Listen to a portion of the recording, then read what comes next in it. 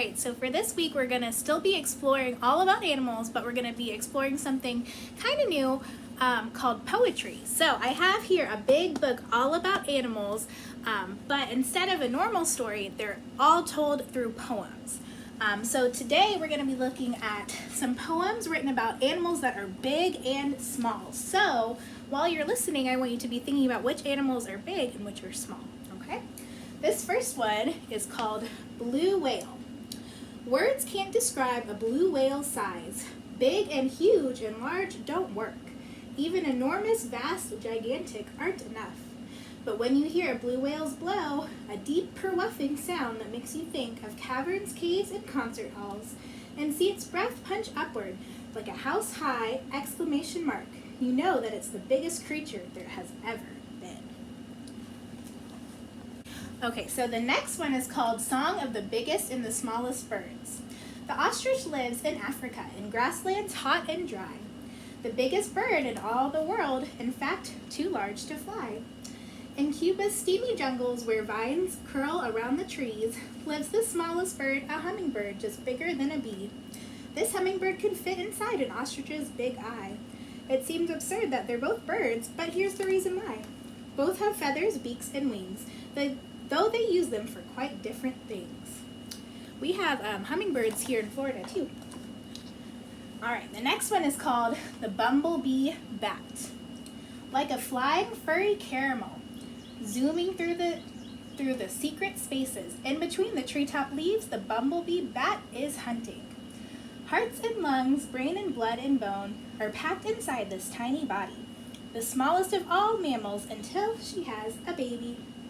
And there she is. All right, the next one is called giraffes.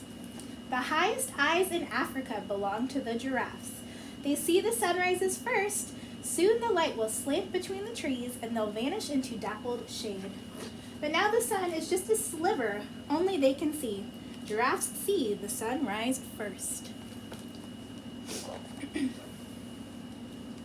All right, this next one is all about elephants. Look, you say, elephants. You're right, of course. What else could they be? But look again. Are they the same? Is one a little bigger? Does one have smaller ears? And when they grab their food with their trunks, look closely at the ends. Are they the same? No. Isn't it nice to know that there are twice as many kinds of elephants than you thought? African and Asian. And then I believe the bigger one is the African elephant, and then the Asian elephant is the smaller one. Big lions. Flat out in the shade, lions lie flopped in a heap asleep. But when the dusk falls, they'll wake. Muscles will ripple under their golden coats, and as they yawn, you'll see their long, sharp teeth. And then this one over here is called little lions. Teacup small, these little monkeys, Mama, Papa, and their twins go dancing through the treetops. Golden lion tamarins. So they're a kind of monkey, but they're called golden lion tamarins. All right, and then the last one we're going to read is called ants. Ants are always busy. Legs whizzing, feelers touching, tasting. They leave a scent trail to the food they find, so other ants can find it too. In no time, there's a stream of ants flowing to the food and back to the nest. The nest's a maze of tiny tunnels underground.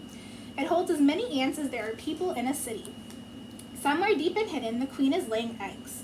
And eggs that will become more ants. No wonder ants are always busy with such a huge family to feed. Pretty cool.